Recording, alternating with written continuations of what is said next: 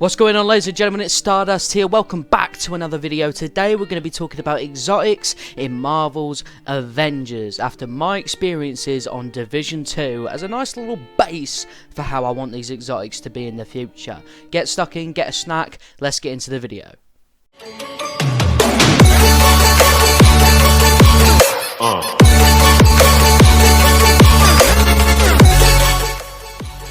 No surprise to everyone that the Marvel's Avengers team are planning a gear rework, which is essentially them pretty much scrapping the gear that they've done right now and introducing a new sort of system to their gear. That's essentially the idea that I've gotten at the moment. Now, after playing some Division 2 for a little bit, as you may have seen on like my live stream and the funny moments I did the other day, hello Mamis, you'll know that I've been deep into Division 2 lately, and I recently picked up my first exotic, which I'm going to show you on screen right now.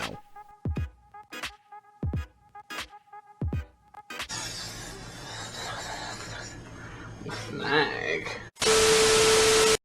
Thank you, strange man. That was indeed a snake on my first ever exotic gun, the Diamondback rifle. Now, I had changed my entire build based on this weapon, and my god, ladies and gentlemen, is it fantastic. 2 million damage to the head with the perfect stats on it. It has this thing where it marks onto enemies, and if you shoot the enemy in the head that it's marking on, you get like 2 mil, 3 mil. Are you crazy?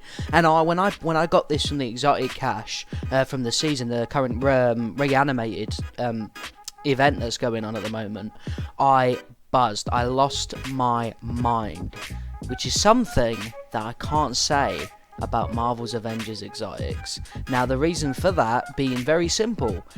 Marvel Avengers exotics don't give me that thrill because they're essentially the same gear piece as a purple or a legendary, you know, a gold, but with maybe higher stats.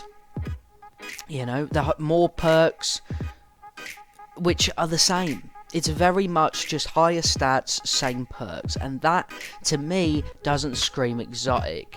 Now, I have a few ideas on how Marvel's Avengers can implement exotics in a different way right now, and then during the gear rework. Here are some of my ideas.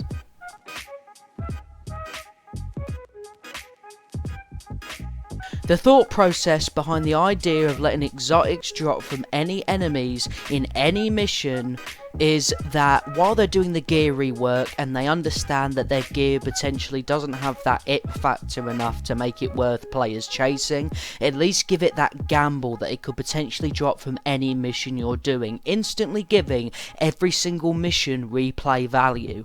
Technically, for a high-end game player like myself and players like Lejeune, Tony Bing, so on and so forth, there's a lot of missions that you don't necessarily need to play anymore to carry on and look for gear. There's Our Town, Stark Realities, missions sort of like that don't need to be touched anymore. Dailies and the Mega Hive and Tachyon rifts are really, and priorities, my apologies, are really the only levels that players who are in the end game need to touch. Whereas if you do this, it allows every mission potential to be excellent.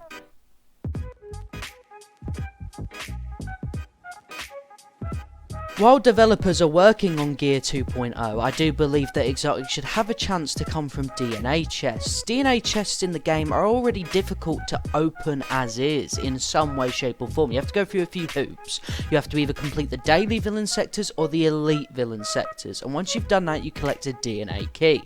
Then you have to go into a vault. Now, I would personally do it on Challenge 4, but you can do it on any challenge you want, and open up DNA chests for upgrade modules, very, very, very, very small chance at patterns and materials and gear and so on. Now, I do believe that while exotics at the moment are lacking and you're working towards improving them, I do believe that to give people more of a farming method, put them in the DNA chests. Now, obviously, there have to be a small chance because it has to be a gamble and it has to feel exciting. It's like doing a roulette, or a fruit machine. It has to be a sense of you've hit the jackpot with that DNA chest.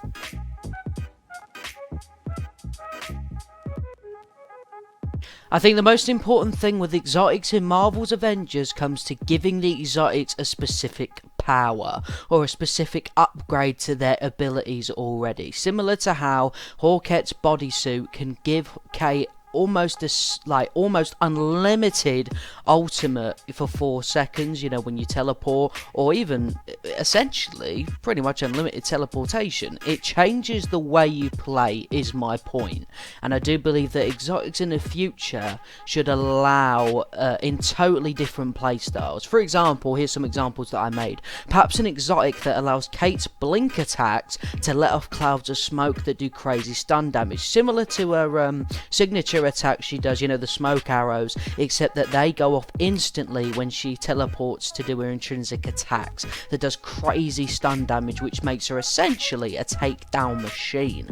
I also thought of a nice idea for the Hulk that allows range attacks to inflict guaranteed gamma, so you're pretty much going to get battery effect with the right gear pieces. Now obviously I know that there's some skills that already do that, but say for example one punch instantly will inflict some form of gamma. Now obviously they might not be ready for say your plasma attacks yet, because obviously you need to fill up the status bar, but any attack with Hulk would give gamma. I also thought of a piece for Hulk called Immortal Heart that allows Hulk to withstand more damage with Bone Shaker and doesn't stagger at all. I know a lot of people, you know, are a bit upset with the fact that Hulk is quite a spongy character. I do believe that Immortal Heart should be a total tank build necessity that allows him to take more damage when Bone Shaker's applied, and whilst Bone Shaker's activated, he doesn't stagger whatsoever. That's truly sort of the thing that I'm looking for. For example, I even thought of one with Spider-Man.